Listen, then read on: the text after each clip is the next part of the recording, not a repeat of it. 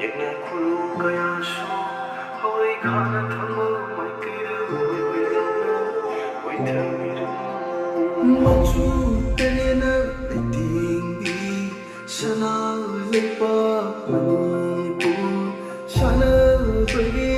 lamjil da michat kaya pulakni khalasi malemda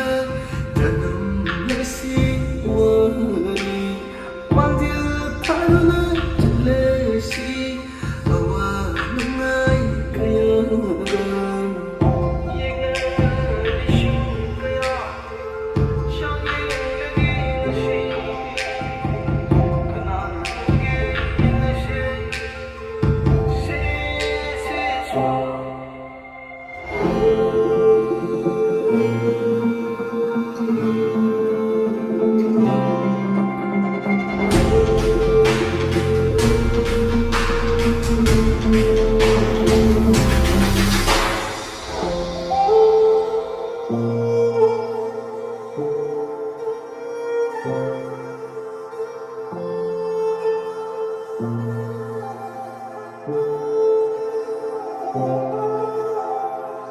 Hauro hauro pari imshi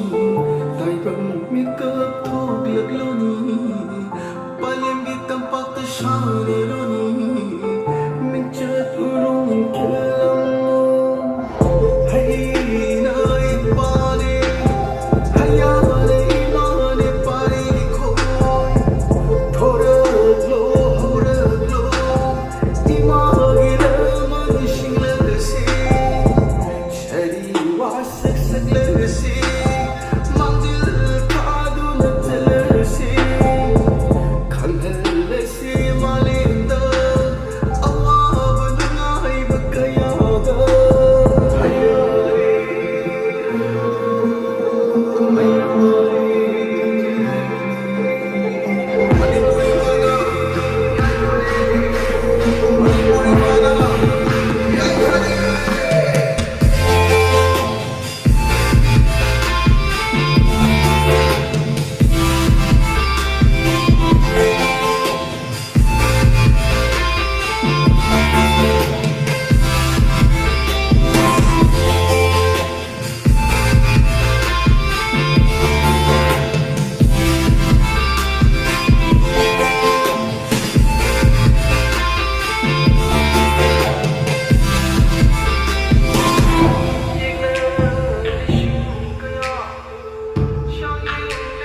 she